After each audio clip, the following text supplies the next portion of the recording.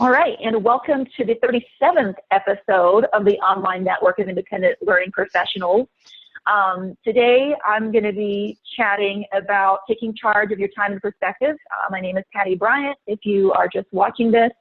And I'm excited about today's topic because this is something that's really important to take care of ourselves, especially as independent learning professionals. There are so many aspects of the business that we, have to deal with, and so just really it's important that we take care of ourselves, because if we don't do that, nothing else falls into place. So one moment, and I am going to share a different part of my screen.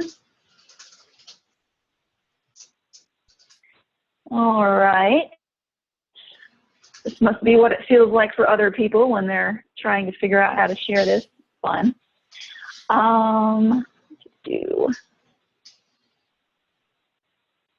Okay, so I'm going to put this on at full screen. Can someone give me a thumbs up or let me know if this works? Can you see it? Okay, cool. Thanks, Ashley. Thanks, Amy. All right. So taking charge of your time and perspective is what we're going to chat about today. And like I said, it's going to be super interactive. I've got a lot of questions for you guys. Really want to learn how other people do this. And then I've also got some tips that I can share as well. So my name is Patti Bryant, and I am the founder of Learning Reinvented. I live in Denver, Colorado with my little miniature schnauzer, Jacques. You can see him in the bottom left there. Learning Reinvented, with that, my motto is that I create effective behavior-changing training to solve real business problems. So that's something that's really important to me. And in conjunction with why I started Learning Reinvented, I began a positivity journey a few years ago, and it's something where I just started being really focused and intentional about everything that's in my life. So that means music that I listen to, things that I watch, who I surround myself with, like who I'm spending time with, what I read, what's in my apartment. I have quotes all over my walls. You can kind of see behind me here. That's just a little snippet of the quotes that are everywhere. So in conjunction with that, I am actually finished writing a book of conversation starters to encourage and inspire. And it is called Mindful Morning. And so this particular book is just, it's a movement to encourage and inspire your workplace. And so the idea behind it is that you can sit down for a few minutes every morning and talk about one inspirational topic. And that can range from things like leadership or failure, fear, success, all kinds of different topics. And so that's just something that I'm really excited about, and something that helps me really think about how I'm going to set my day. And this is something that I've done at one of the jobs that I've worked at in the past, and we did it for about 2.5 years. So it was really, really successful and helped all of us. So just wanted to mention that.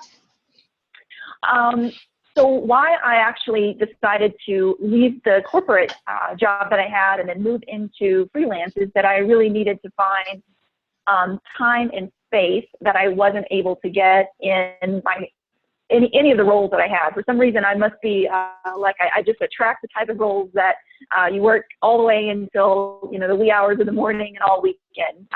So I was burned out by lack of control and being perpetually overworked. So I decided to give this a shot, and it's been incredible. So a couple of things that I've seen about the, I've wondered, like, how do other people feel? And this community is really great because I get an insight into how other people are feeling about their own independent journey. But there's a couple of stats on the screen about the fact that freelancers are happier than they were as a full-time employee. And it really does depend on your individual circumstance, but just kind of cool to see those stats. So today we're going to talk about 3 different categories, because finding work and meeting deadlines and balancing life can be stressful. But there are a lot of things that we can do to mitigate that stress. And so today we're going to talk about becoming more efficient, decreasing anxiety, and then staying healthy. So the first thing that I want to talk about is just developing systems when you're slow. So becoming more efficient by taking advantage of slow time to develop or fine-tune systems. Even if you've already got systems implemented, I know for myself, there's a lot of things that I always think, oh, if I could just change this, or maybe I should do that whenever I get a moment. So a couple of things with that would be, like client processes, and then strategizing about what's your goal. So it was interesting, a few weeks ago, I was just doing storyboard after storyboard, and one of my friends said, well, what's your end goal? I mean, do you just want to do storyboards forever, or are you looking to have some other, do you want to become an agency, or what do you want to do? So really having a good idea of what your end goal is. I know a lot of us just accept the work that comes our way, but after we get quite a few clients, we can be a little bit more selective in focusing in on exactly what we want to do. So also time tracking, and this is something that we've talked about on Slack. So you'll notice in the bottom right-hand corner, I have a little conversation starter. I'm just wondering, what do you use to track your time? So it would be really interesting to see what different people. Here are some different time tracking systems that I have found, but it's important to do this so you can understand where your time is going. And also it's important to include your admin time, so that way how long is it taking you to draft proposals or statement of work, or all of those type of things, because that's something that we often forget, I think. And then the other thing that this helps with doing when you track your time is you can get better at providing quotes or estimates. Oh, cool. Yeah, so we're getting all kinds of different things in a notepad. Yeah, it's interesting because Dennis mentions Excel, and I actually use Excel often as well, even though I know it's super simple, but really easy. And I've also used Toggle, which is really great because it has like a little taskbar that you can put, and then you don't have to like open a program. It's literally at the bottom close to your clock, and you can just hit start and select the project. So Toggle is free. Good question, Dennis.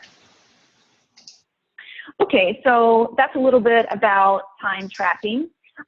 Creating templates is the next thing. And so a lot of us probably already have templates, but there may be some of us that don't. Setting up templates in advance will save a lot of time, and this includes your statement of work, contracts, invoicing or finance tracking systems, customer process flow. How do you calculate prices? Do you have some methodology of how you're calculating prices, or every time someone sends you a query, are you starting from scratch? So it's important to get all of these things up and going. If you don't have these templates, then you can find them. People are really helpful on Slack, or you can just research. There's all kinds of templates out there. And even if you do have templates, are you fine-tuning them? Again, it comes back to that. There's always things that you can be adding or changing based on each customer interaction that you have. So the next point is productivity. And this is really a question to you. When and where are you the most productive? A few months ago, I really wasn't sure. I had an idea that it was in the mornings, but I really didn't spend the time focusing on and figuring out like when am I the most productive. So for me, the great thing about being independent is we have the flexibility to find out, when we are the most productive. So for me, I've tested all different times, and I've found out that, in the mornings, I'm the most productive. By lunch, I'm useless. I take a few hours off. And then in the evening, I have like another second wind. So I can get done in the morning what I used to try to do in an entire 8-hour shift, in just about, maybe 3 hours in the morning. So really, really matters when you're actually working. And then where are you most productive? So is it with other people? Do you need quiet? A lot of people, want to be in an office with their earbuds on, just not being disturbed. I cannot work that way. I need to be in a coffee shop. I've got a lobby in my building that I always work in. I like the interaction of people moving around and the energy. So knowing when and where you're most productive is really important. So in a few minutes, we'll have a Q&A and kind of talk a little bit more about other ways that you make sure that you're the most efficient. For now, we'll go ahead and move into decreasing anxiety, which is something that's really important for me personally. So this is this is a book called The Crossroads of Should and Must, Find and Follow Your Passion by Elle Luna. And this is one of the last things that I read before I made the leap into independent, to being an independent. And I really like this one particular page where it has all the questions that I even asked myself when I was thinking about making the leap. It's just so many things. How do I explain any of this to my boss? What if I am the boss? What if I don't have any money? How will I pay rent? So all these questions that might, flow through our mind, even once you make the jump to independence. Sometimes fear and anxiety can creep in, especially if you're new. We've all been there. So just wanted to kind of reiterate that we've all been there. I like this book so much that I actually tore it up, and it's all over my wall now. So one side of my wall is this entire book. And I think the big thing that I took away from that is the things that people say you should do versus the things that you must do.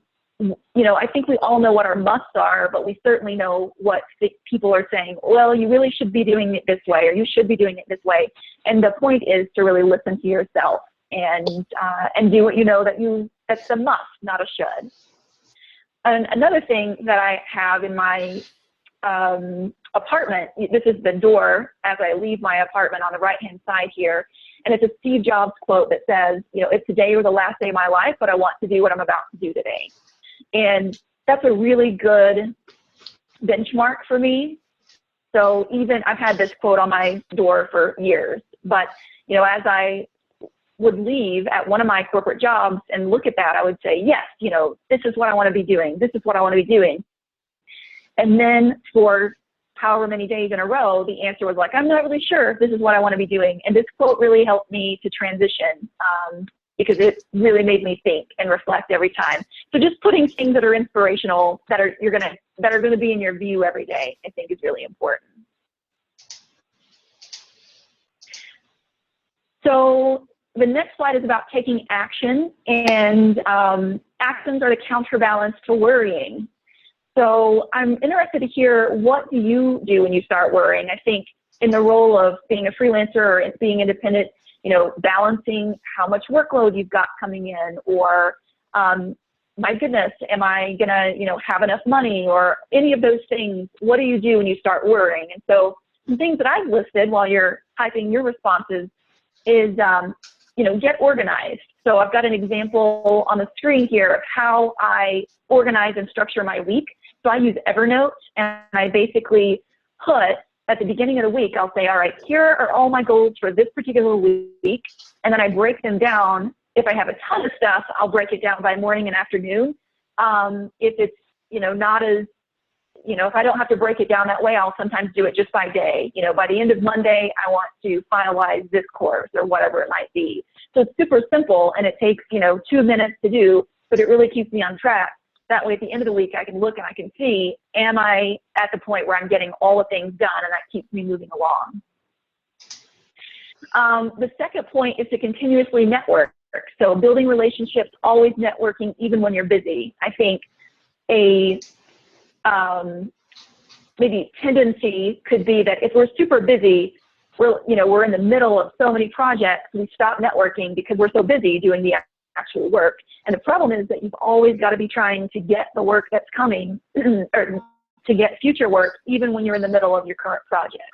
So just even little conversations or things like this is really important. You never know where relationships lead to.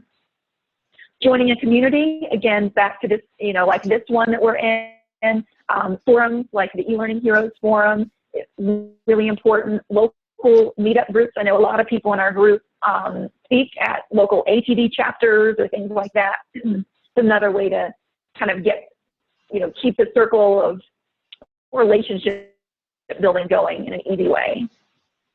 The fourth tip is get outside. It's, if we're feeling overwhelmed, work out or talk to others. there's something that I do called the body scan meditation, and this was also posted in Slack, I think, by Matt Bibby, was talking about doing meditation in the morning. So whatever de-stresses you, that's important. For me, a lot of times it is simply just stopping what I'm doing and going out on a walk. So just get outside. And then the fifth tip is share the wealth. So if you're not sure that you can take on a project, we have an entire group of people that are really incredible at what they do. And like, for instance, this week I had a lady email me and she wanted, some help with some projects by the end of this month. And, she would have been a new client, which is always great to take on a new client, but I just didn't have the bandwidth. So I posted that on Slack, and I think that, maybe whenever I'm slow, someone else will post something, just really sharing that well. All right. And then the third tip section is staying healthy. So this is, again, an interactive part. What are things that you guys do for self-care? For me, I always start my mornings off the same way. I journal and I read a page in The Power of Now by Eckhart Tolle. It's really important that I am in the midst of other humans for energy, so I often go to a coffee shop or a lobby. Like I said, working out and just whatever it is that feeds your soul.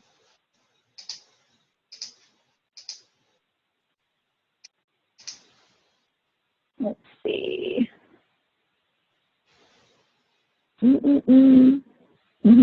Awesome. Just looking at the chat. Gently weeping each night helps. Yeah, and there you go. Whatever you need to do.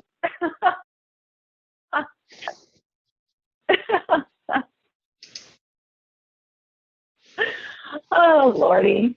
Okay, so I'm going to move on, but keep putting in what you do for self-care. So the other thing that I have here is practicing gratitude. When I reflect on the things that I'm thankful for or I'm grateful for regarding being a consultant, it's just incredible, the amount of things. The lack of meetings that I have, the flexibility that I've got, not being in a cube all day, having to stay over where I work. There are so many things that I feel that, this has given me the opportunity to do. And so just really reflecting, I think sometimes we get in the daily minutia and we really forget all of the things that we have. So just a little thought on, practicing gratitude.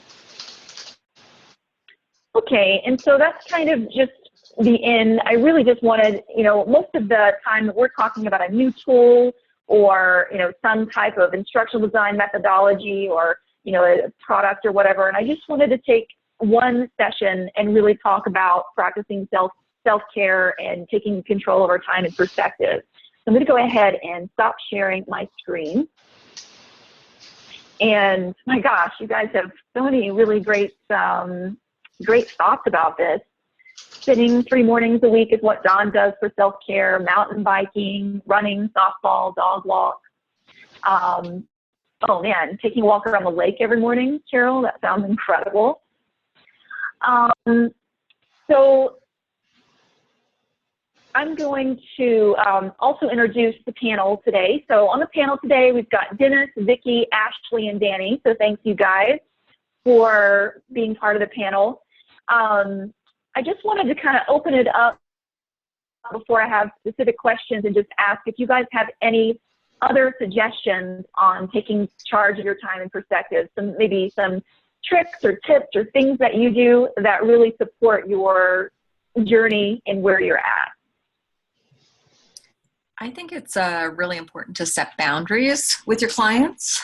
I know you've mentioned that a little bit, but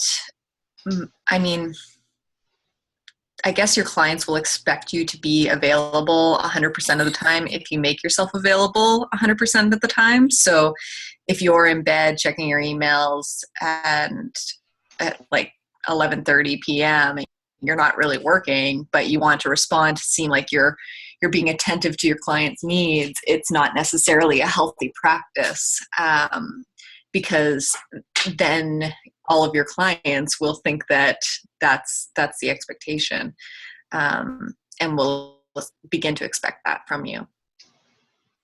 Yeah, that's such an incredible point, Ashley.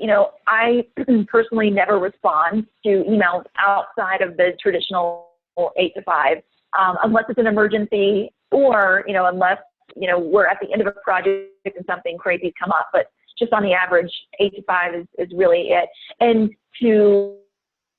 sometimes I think what can happen is, if you have that mindset, Monday mornings can seem a little crazy because you might be getting a lot of emails over the weekend or things like that. And so for me, I will draft responses so that way I know that I don't have to get up the next morning and, try to use all my energy in the morning to do all that. I can draft responses, just not send them out until a little bit, until normal business. I think something else that I'd like to add to what Ashley just said, that I totally agree with, that is turning notifications off on your devices. So I've actually deleted my work emails off my phone now, so that when I leave the office at 5-6 o'clock in the evening, I actually can't access emails until the morning. Because I think I had this conversation with Christy on Slack a little while ago, but basically, if a client needs me urgently, if we look at the grand scheme of things with regard to e-learning, if my course isn't getting designed until tomorrow morning, it's really not urgent, is it, in the grand scheme of things? But yeah, if somebody needs me urgently, they've got my phone number, and I'll make it clear to them that if they need to call me, they can do, but 99% of the time they're not going to call you, because they know that they respect your personal time. And I think it's important, what Ashley said, exactly that. If you can create those boundaries and turn email off, turn Slack notifications off, between the hours when you need to decompress and have some time off, between when you get home in the evening and when you go to work in the morning and at the weekend. I think that's really important, and that's something that I've really benefited from after the first 6 months of starting my business. I really made an effort to separate my work and my evenings and my weekends, and I think that definitely helps. And I would add 2 things. So Ashley, couldn't agree more. The more you enable the behaviors of your clients, the more they're going to do them, right? So we think, I think that's a struggle when you're a pleaser, and I'm a pleaser. I want people to be happy. And there's that, I get the email and I want to respond, but by doing that, I certainly enable that behavior, that it's okay to send me emails at midnight and then I will respond. I think the other thing for me is, if you are familiar with Franklin Covey's time matrix, right? There's 2 components to the time matrix: what's important and what's urgent. And then it breaks into a quadrant, a 4-quadrant square. But there's this third dimension that's sort of has been added to that time matrix, and that is significance.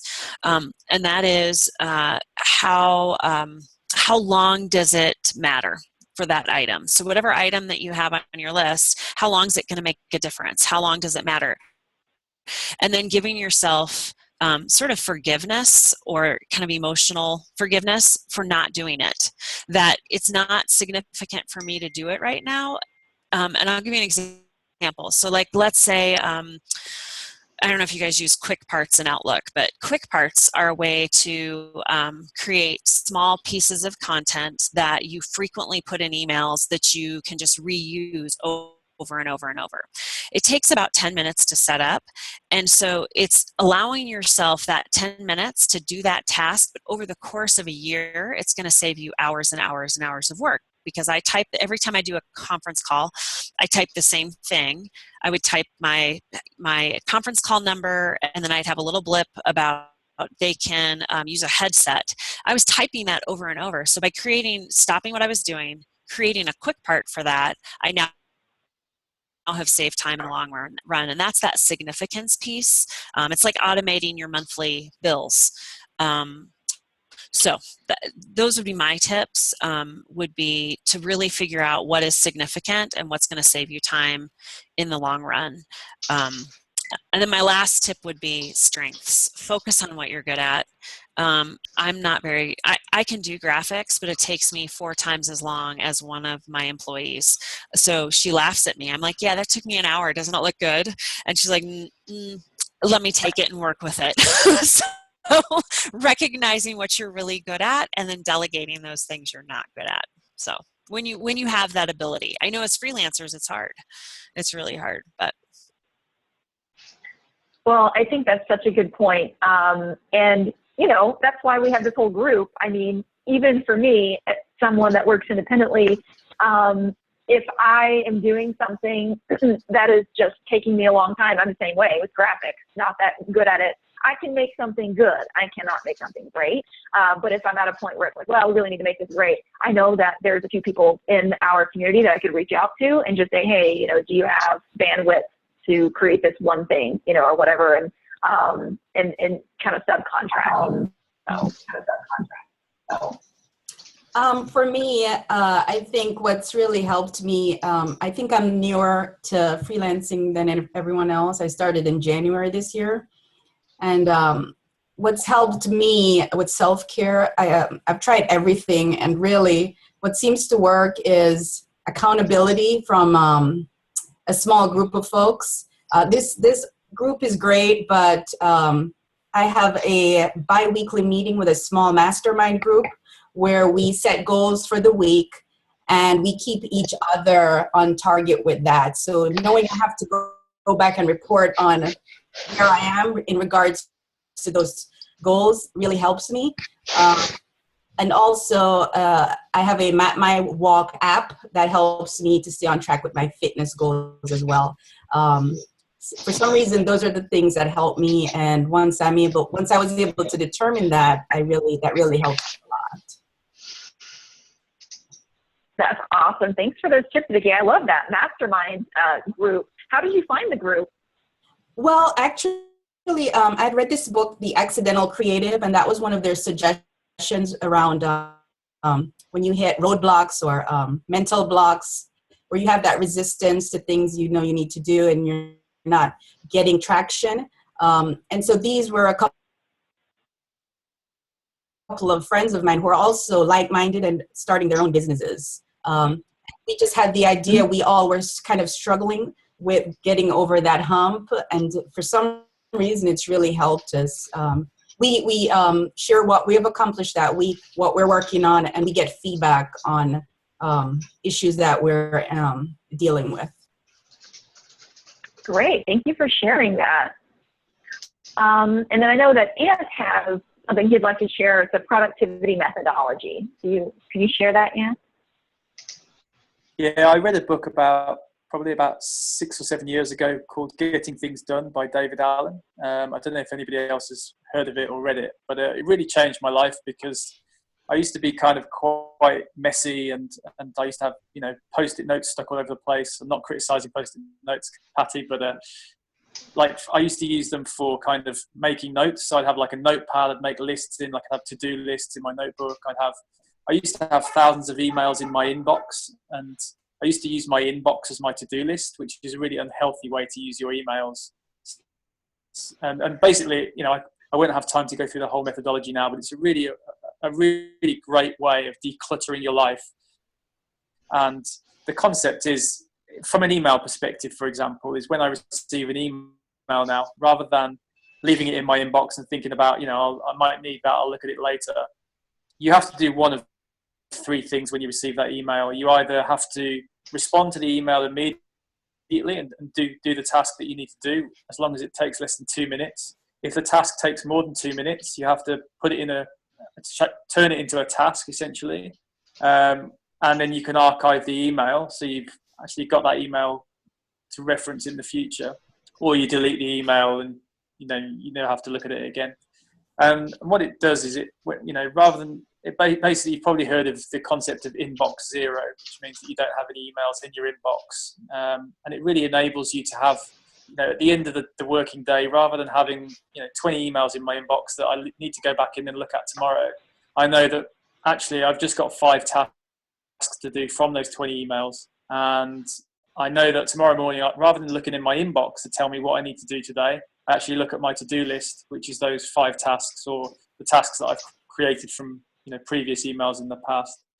And that task list not only is being pulled from my emails, it comes from anywhere. So if I suddenly think of something while I'm in the shower, I just make a note, put it into my task list, and I can then go through. And then all of these tasks are organized by what we call contexts. So I will apply different contexts like priority, location, the amount of energy I need to do each task. So for example, if it's something that requires low amount of energy, I can do those at the end of the day when my energy levels are low. But the tasks that are needed when I've got my high energy, I would do those first thing in the morning.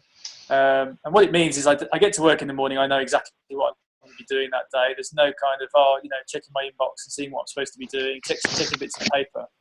And it really changed my life for the better, made me feel really organized. So I definitely recommend, if anybody's interested, to check out. I think there's actually kind of a YouTube series you can check out, which is probably a quicker way of learning about it. But it's known as GT. That's great. Thank you, Ant. Yeah, and when you get your inbox to zero, I mean, it's so freeing. I see so many people, I just have looked over people's shoulders before, and they'll have, thousands of emails in their inbox, and they're like, oh yeah, well, I use these to sort, and I'm like, how do you live? I don't understand. But yeah, very freeing when you get your inbox. Very, and I put the steps that Ant mentioned in case anyone has not done this and is interested. Next, James has a couple of tips for us for some different tools. So I'll turn it over to James. Well, number one, I want to say congrats, Ashley, on crushing that contest. That was a really smart idea. I think I really applaud you on building. I know you're freelance, but you also you work for Mount St. Vincent. So I'm not really sure where your freelance / full-time gig works, but I think that was a really genius idea, and I definitely want to give you props on that. I think people wanting to learn how to use Storyline and adding in those bonuses, really like that value you got out of marketing, which is I think a lot of things that Vicky had mentioned. She just started freelancing, and a lot of us are really struggle with is finding those new clients. And I think that was a really smart idea to build that list. Not necessarily that those are people that are going to be clients, but they may be able to refer you to someone that at least they know who you are. So that's something I'm looking at doing next. I don't know if I have quite as big a network as you do, so I don't know. I'm really trying to grow that, but let me get focused on. I just wanted to say congrats on that. Way to go. And so I posted this thing on LinkedIn. It's actually gotten a lot of response from Matt Bibby and Ant and Christy and Patty. I believe you commented as well. I'm not sure, but yeah, it's got quite a bit of response. It's about 15 or 11 tools that really work really well, and I actually was kind of surprised at the amount of discussion that kind of grew out of that. So some of the tools that I use, if you guys don't have the link, I'll share it right now in the chat. Give me 1 second so I can pull up that link for you. Well, I can share the link, and then if you want to just chat about what you found. That'd be great. I appreciate that, Patty. Thank you. So the big thing that I really liked was number one, co-working in town, which I thought was a really neat space. Here in Denver, there's a lot of big co-working spaces, Galvanize, Thrive. But I find, like I said, one of the things I talked about when I first joined the group was feeling very alone. And finding those co-working spaces, I think is a really positive thing. Number two, Proppy, which is just creating proposals. Like we said, you talked about during your presentation, having proposals ready to go. Proppy does that really quick. It's a SaaS, a software as a service that's in the cloud that you can really build out a really painless and good-looking proposal. I also liked the freelance rate explorer as well. That really helped me understand sort of where can I position myself that it makes sense to work on an hourly rate. Typically, I really, like I said, we all really want to move to that project-based, value-based system, but sometimes it just makes sense to, a client doesn't want to go that way. So you say, all right, this is what the average is, so you know what we're sort of working into, like, because some people don't know what they need to charge freelancers, right? Organizations don't necessarily know, so they go on Upwork or they go here, there. And I mean, we've all seen that picture on LinkedIn. If you think it's cheaper to, if it's more expensive to hire a professional, wait till you hire an amateur. You know what I mean? So finding those pieces, I think, is really, understanding, like, this is what it's going to cost to get someone with this amount of experience. It's going to be in this range. So I think that's a good tool for clients that aren't really ready for that, value-based approach. So you give them an opportunity. This is what it says, boom. This is what, I mean, sort of it, data is beautiful, I think, is one of the cool things. And the last one I really wanted to talk about it's not on this webpage, or it's not on this link, but it sort of calculates for us in the US. We have 1099 and W-2. A 1099 means you're an independent contractor. Your business isn't taking any of your taxes out. So as a 1099, if you want to figure out how much if you were gonna make with a say you have a goal of making $45 an hour, if you had to take taxes out, this will calculate how much you need to charge on a 1099. What your hourly rate should be, so you actually cover that. Let's say I wanted to make $45 an hour, so I would need to charge, $52 an hour to actually make $45 an hour on a W-2. Does that make sense? Yeah, and what tool I'll is pull that? it up for you. I believe it's called 1099 Calculator, but I'll link it in the. Yeah. Put it in Yeah. the chat. So I thought that was a really good tool, Perfect. but I think one of the best things out of it was the conversation that came out of it. I think Matt Bibby did a fantastic job of really challenging a lot of us, and I kind of wanted to. I mean, if we're okay, like, I kind of want to talk about that. Like, I know Ant, you participated, Dennis, you participated. I mean, we have some pretty heavy, like, some really big participation people in ONILP, contributing to this. So I'd sort of like to expand on that if you guys are willing to do that. Well, I think if we should probably stay focused on this, taking charge of our time and perspective for this moment. But I think that would actually be a really great topic to bring up at the next community hour. So would that work? Yeah. That's 110. Like I said, I think Dennis brought up a really great point that, like, there are so many tools, and Matt sort of echoed the same thing. There are so many tools that, do we need to keep, like, getting, attracted by shiny light syndrome, or do we stick with the tools that work? I think that's going to be I think that's a good conversation for us to have for a community hour. Yeah, I absolutely agree with that. Because there may be tools out there that can help us do something more efficient or better, and so, yeah, I absolutely agree. Thanks for sharing those tools, and we put the link in the chat. Definitely put the calculator link when you find that. That's really helpful. One of the questions that Ant had was about, delegating, and he's asking, does anybody have any tips on delegating? He's used Upwork a lot, but too often writing the brief takes longer than doing the work. I'll take a little stab at this, but I'd love to hear what any of the panel might have, their thoughts, or anyone else that's run or had experience with delegating. For me, I think it really is having a small group of people that you have used on other projects. I mean, you always have to try it once, right? There's always the risk the first time. How do you work with this person? Is their work exactly where you would like it to be as far as the quality of it?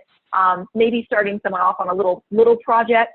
I need like one graphic instead of designing a whole course. Maybe I just need like a graphic. Let's see how they do with that. And that can be difficult because we can't always predict what projects we're going to get, whether they're small or large. But I do feel like once you get a solid, now I've worked with this graphic designer. I know that they're incredible. So now they're in my group. Now I've worked with this instructional designer, and just having a small group of people that you can kind of utilize. So I think James has a thought on this. If anybody else has a thought, then certainly let me know, and I'll switch to you next. So over to you, James. I've worked on a project, it's a fairly large project, 2 modules that I ended up, the original, so a little bit of backstory. Originally, it was a 15 module contract. So a lot of work I couldn't do myself with the amount of turnaround time that was needed. So I ended up contacting a mentor of mine who put me in touch with a development firm offshore to complete the task. And then once we had signed, we had sort of locked down what we wanted to do. Scope had changed, that they didn't want to go as big, but I was already locked into providing my subcontractor. So I would be really, really hesitant about delegating or subbing anything until you have 110% assurance that the project that you're going to actually be working on is the project you're going to be working on, because you need to pay those subcontractors regardless of what happens with your client, right? So I can definitely speak to that. I ended up, on a large project, which I probably could have ended up doing myself. I ended up subbing based on the information I had at the time, and it ended up costing me a significant profit margin. I still made money on the deal, but I lost about 70 or 80% of what I was going to be making, because I had originally planned that I would be project managing a 15-course project. So, okay, I built my project management fee in for that. But the client then says there's a scope change. We all know how bad scope change is. Once you've signed your subcontractor, they're locked in, right? You've already signed that. So be careful about subbing until you have a signed contract from your client. That would be my advice. Great, thank you for that, James. And if you're thinking about, or if you're saying, how do you figure out what to delegate?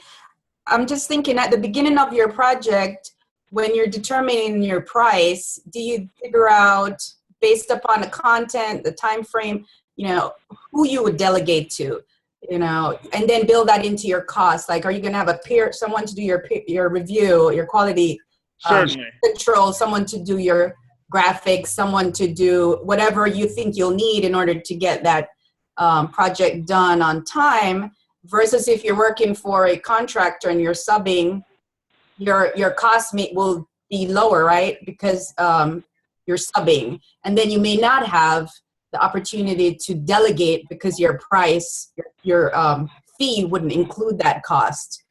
I'm just wondering how you do your road mapping up front to figure out what you would need to delegate before you actually start that project. So yeah, definitely that was definitely part of our analysis. We had seen that they had, again, based on our original scope and our original plan, we had scoped out that with 15 hours of content, I would not be able to do it all by myself. So I knew off the bat from that discovery meeting that I was going to be subbing something out because of their time frame, in terms of they wanted 15 hours of content ready to go in 2 months, right? From redesign completely done. I don't have the bandwidth to do 15 hours of content in 2 months by myself. I know that for a fact. I know what my speed is, and I know that I need to be able to get that done in order to make the client, deliver product on time for the client. So yeah, that is built in. But we all know that until that contract's signed, it doesn't matter. So when this was a mistake I made really early in my career, was getting a sub lined up, ready to go for this, getting them set up to pay them X amount per course that I was going to send to them, right? That was set up before I had locked down a contract saying we're going to do all 15 modules for this client. So I made the mistake of getting the sub ready to make sure I was able to handle the bandwidth, because you sort of run into that catch-22, right? If you don't, if the client slow plays, right, and is we don't know. Okay, we know, but we have 2 weeks to get it done. Then I'm in a rush to find a sub or someone who can take over, who can take on that bandwidth. And then we run into that problem, like Patti was saying, do we trust this person? Because what if the person I was originally going to go with, they were available 3 weeks ago, but hey, guess what? Until they get they get signed, they're a free agent, right? So they get work on another project. I'm SOL, so what do I think that, that's something that certainly happens, and, really just setting those expectations, like a lot of people have in their statement of work and things that, if the timeline shifts, then, there may be ramifications to the schedule. And I think that Ant also has a thought about this too. So thank you, James, and then we'll take Ant's response as well. Yeah, so just to go back to what Vicky said about delegating, I'd say about 7 or 8 months ago, I started delegating some of the tasks for the actual client work that I'm doing. So I started off, when I started freelancing, I was doing all the design development reviews myself. And I started outsourcing some of those components, which quite quickly I found to be very easy to outsource, because I could find out, for example, Patti does some of my instructional design work for me. So quite often I'll go to Patti now and I'll say, look, I know Patti's much better at ID than I am. Can you give me kind of an idea of how much you would charge me to do the instructional design work for this project? And then I can build that into my costing. And I use a spreadsheet very similar to Dennis's spreadsheet that he shared a few weeks ago, where I can factor in all of the costs for the client work. And then I can go to the client and I add on my margin, and I can say to the client, look, this is going to cost this amount. And I know that I can outsource all those components of the project. And I think this is probably quite similar to what Danny does as well, but she obviously does it with her internal employees as well. But I guess my question, I feel like I've got quite good at doing it for client work, because it's very easy to put a value on that. It's very easy for me to say, right, it's going to cost me $5,000. I'll charge the client $10,000, and I know I'm going to get my profit, and I'm going to deliver the project to a high standard, and the work's going to get done. I guess my question about delegating was more around the tasks that aren't billable.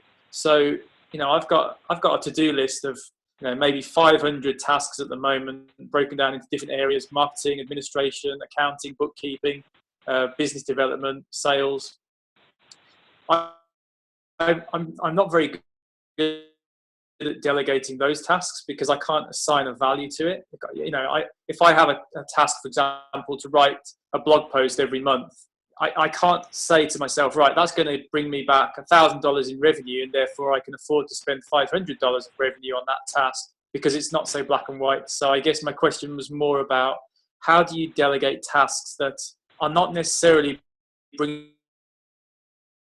you a very visible return on investment? And do you just do those yourself, or do you do some of, do you outsource those to people who are better fit for doing that job, but you may be I can sort of speak to that from my experience, because obviously I have a lot of non-billable work to, blog post. I think anytime we're working on a project and we need to be marketing for the next project, you've got to balance those hours. So what I've tried to do is figure out what number of hours, and I'm a little different because I'm not doing as much of the heavy lifting as my team is, but how many hours a week can I work, and whatever that number of hours are, when I look at my to-do list, I need to fit, like if it's a blog post, I need to fit that into that little time chunk on my calendar. So if it's an hour, or 2 hours or 3 hours, I'm only going to get done what I'm going to get done, and I emotionally forgive myself for those other things I'm not going to get to. I think the other best thing I ever did was hire an assistant. She was my first hire 5 years ago, and she does all that stuff that's non-billable. So she is a cost for me, but it's a good cost. So she does all of my invoicing. She does all of my researching for proposals and conferences, putting in so I send her sort of the synopsis for a conference, and she puts it all into those websites, because most of them are a pain to work in. And so I've taken her and put her into and had her do tasks that don't make sense for me to do, and that was and I pay her hourly. She is an employee, so in the U.S. she's a W-2 employee. W2, W4, W2. I always get them mixed up, but whatever. She's an employee. W2. Yeah, and she does all of that stuff for me. And then it frees me up to do the stuff which I feel are better uses of my time, like blogging, marketing, those kinds of things, going to networking events, presenting at conferences. That's where I get the most bang for my buck for me.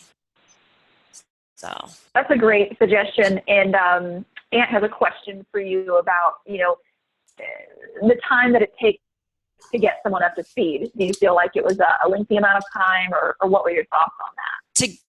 To get my employee up to speed? Yeah, like the assistant. Yeah, she started work. She was my first employee. She started working for me in 2011, and then in 2012, I brought on my next employee a year later, almost exactly a year later.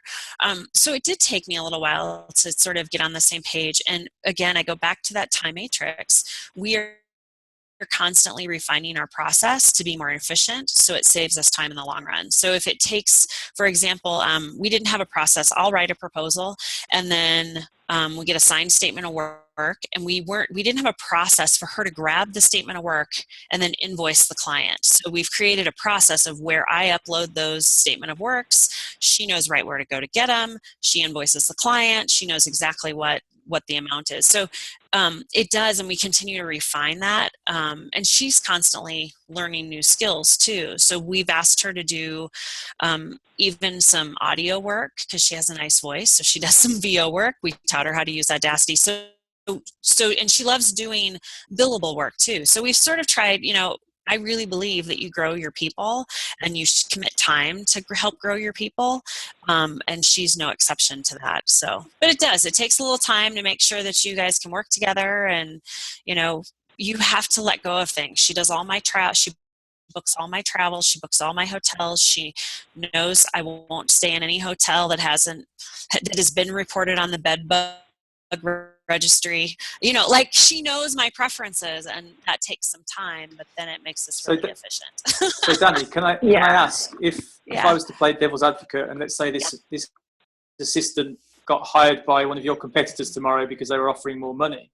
Do you have all of these processes and everything documented so that somebody else could slip into this role without you having to sit next to them and coach them for the next 3 months on how to do all of these things? So probably 50% of that. I will say, on a side note, I don't think she'd ever leave for more money. She loves working with us. She loves what we're doing, and she's a pretty engaged employee, because I do stay interviews once a quarter, and so far so good. But if she were to leave or find another position, probably 50% of our processes are documented. And usually what I mean by documentation is we've recorded, how to do things in Salesforce. We've recorded how to do things in our LMS. We've recorded. So a lot of those things are documented, but that's probably an area that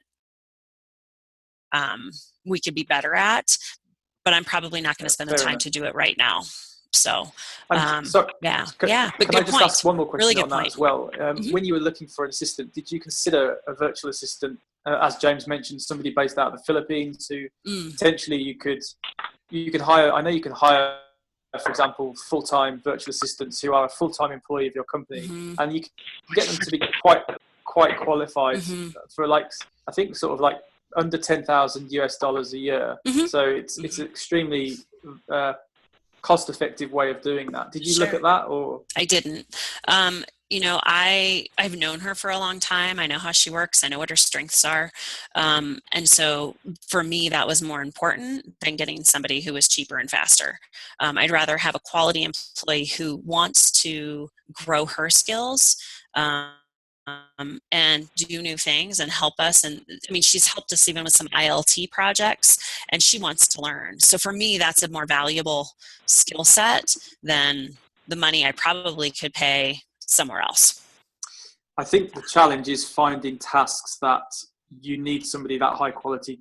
So for example, somebody that you may find a virtual assistant in the Philippines, they might be great at I don't know, going through your LinkedIn profile and sending templated emails to specific contacts, or following a very distinct process. But if you need somebody, for example, to use their initiative and to write a blog post, you maybe need somebody who's a bit more qualified and a bit, has a bit more experience and that kind of person that you can mold. So Mm-hmm. I guess that's my challenge at the moment, actually, I think, is finding the right type of task to give to, to both those types of person. A virtual assistant, I don't think I have enough of those kind of ongoing tasks that are require quite a small amount of experience or initiative.